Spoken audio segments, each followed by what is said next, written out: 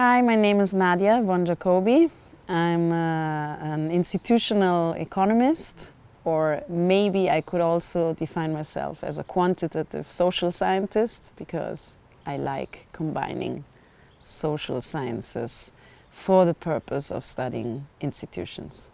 My lecture yesterday was about the relationship between culture and institutions, and let me give you a little bit of background why I'm interested in this topic. I come from a development economics background, and I started getting interested in institutions because I think they play a major role for development. So I'm interested how this is working. How can we get good institutions that actually make people better off and create more just societies? How does this happen? So the institutions development link, which is this subfield in which you study this relationship, always has to deal with non-formal institutions or informal institutions or with cultural elements. So the first part of my lecture was really about understanding what we mean by culture, what we mean by institutions, and why do we think that these are separate things, and how do we study them when we are interested in the role that institutions play for development. I tried to reconstruct a little bit of the literature that is interested in this link. Basically, the hypothesis is that culture may have a major role on institutions, whereas institutions, of course, can also play a role for culture. And culture is here a fuzzy concept, of course, that, however, includes certain unwritten rules. And such unwritten rules would be what we study as informal institutions. So I started with a little bit of the recognition of this relationship, and basically wanted to bring across that it is very difficult to separately study or measure institutions and culture because they are co-evolutionary elements. So they have developed in societies due to patterns that needed both elements. So if you go back in time and imagine any society in any place in the world, that society had to face certain environmental challenges. And often these environmental challenges had to be coped with some kind of cooperation. So primordial or first organizational patterns that emerge are family types, so certain arrangements of how the family works, right? And the literature has basically reconstructed that certain family arrangements have evolved with certain moral systems. So where, for example, the family system was very extended and very important, so where kinship ties were very important, this has led to a prevalence of values that are more communal and not so universal. Whereas in other societies in which the family system has basically become more nuclear, so more atomistic somehow, right? Smaller families and not so extended networks, that has brought with it the development of values that are more universal, more individualistic. So basically the reconstruction of these different literature shows that we have some informal institutions, some values, some family organization patterns that come in bundles. So they come together. And it is very difficult to study just one element without considering that all these other things that are tied to that bundle are also there. So this first co-evolutionary argument was basically meant to show that culture and institutions are highly endogenous. It's very difficult to just pick out one of the two, and even more difficult to pick out one element of the two, so one single measure of culture or one single measure of formal institutions, without actually bringing a very big system of stuff that is moving with that variable into your analysis. What I've done then, after giving this first, let's say,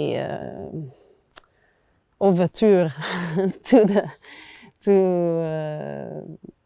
the students, I presented some of my research in which I was trying to operationalize this perspective a little bit more, because this is a difficult thing to operationalize, right? And we maybe all agree that everything is connected, but then what do we do with it? And how do we deal with it? Basically, the main scientific approaches that we adopt ask us to isolate one factor from the rest, and to concentrate on one relationship. But in my work, I have tried to overcome this limit a bit more by stressing exactly the multiple and the contemporaneous existence of these different relationships. So to make visible what we usually kind of recognize and acknowledge, but don't make visible. So I presented some research in which I have constructed correlation and regression networks. And these are basically ways in which we compute multiple relations and we visualize them as a network. And the technicalities look more difficult than they are. In one case, you can just transform a correlation matrix into a network, and that would be a symmetric relationship network. On the other hand, we could learn a little bit more from nature and think about how complex systems in nature work. And any ecological system, any ecosystem that you can think about, even where we're sitting here now, is a complex system of relationships. And it is very natural for us to acknowledge that, right? We are used to think that certain plants, certain trees grow because there's something next to them that will help them in developing and in growing. But we don't tend to do that in the social sciences and in economic analysis. In economic analysis, we have a framework in which we think, when we look at relationships and at interdependencies, we think of complements and of substitutes. But complements and substitutes are symmetric concepts. So something either fits or it doesn't fit. But if we stop a moment and look at nature, we see that relationships can be much more complex and more nuanced. We have asymmetric relationships. So we have organisms that live next to each other and maybe allow one of these two organisms to grow and to thrive, whereas the other one doesn't really have a benefit from it. Think about a small tree growing next to a tall tree, and the tall tree provides some existential shade for that seedling actually to grow.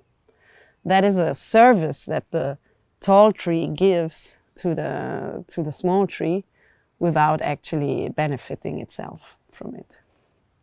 So what I try to do is to get inspired by symbiotic relationships and to try and map symbiotic relationships between different institutional and cultural factors that I could measure.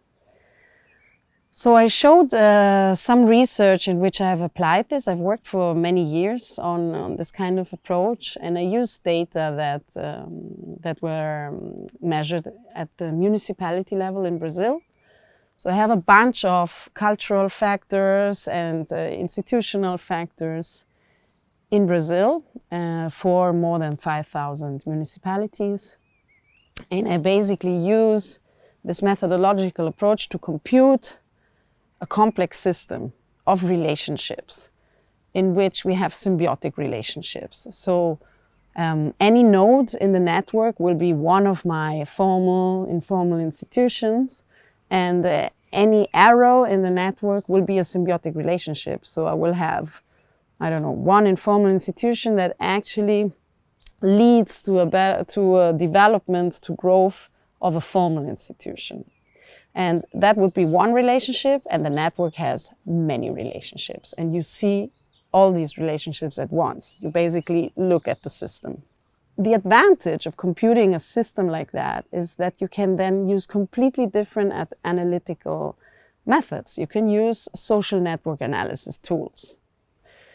And these are tools that allow you to understand which of these factors is most central, if maybe a certain relationship is at the heart of many other connections. So you can use a system approach to it. And what I found are basically two things. So the first thing I found is that informal institutions dominate formal institutions. What does it mean that they dominate them? It means that the informal institutions are the habitat. They are the hosts for the formal institutions. The formal institutions tend to develop more, and they are dependent on what the context provides in terms of informal institutions. How did I see that? The interesting thing is that this is a system mechanics that I'm observing. So I'm not looking at a single measure, but I have different measures, and I basically extrapolate this information from the position that these informal institutions assume in the network, and I compare it to the position that formal institutions assume in the network. So the complex system can tell you that the group of informal institutions tends to have a greater power, tends to influence more the group of formal institutions, at least in my data. So the reason why culture or informal institutions dominate in a complex system is that in any complex system, the elements that change slowly dominate over things that change quickly. So that is a kind of a general rule of how a complex system works. The second thing, however, that was interesting that I found was that it matters whether citizens have historically been involved in the formulation, in the co-production of formal institutions. And I found that because within Brazil we have very different historical trajectories between the North and the South. So whereas the North lived intensive exploitation of slavery, and then basically underinvestments for the freed citizens and their descendants there, we have in the South subsidized immigration of Europeans that were coming, and they were given land and production inputs, and they could co-determine, for example, what their kids would learn in school. So there have been very different trajectories in how residents were actually treated by the formal institutions and what was their role in co-determining these institutions. And what I find is that although there is this general rule of informal institutions being very relevant and more dominant in the system, that role decreases in the South, where formal institutions themselves become more often a host and are not only a symbiont. So they also provide, let's say, nurturing habitat for other formal institutions. Whereas in the South, that is something that basically only informal institutions do.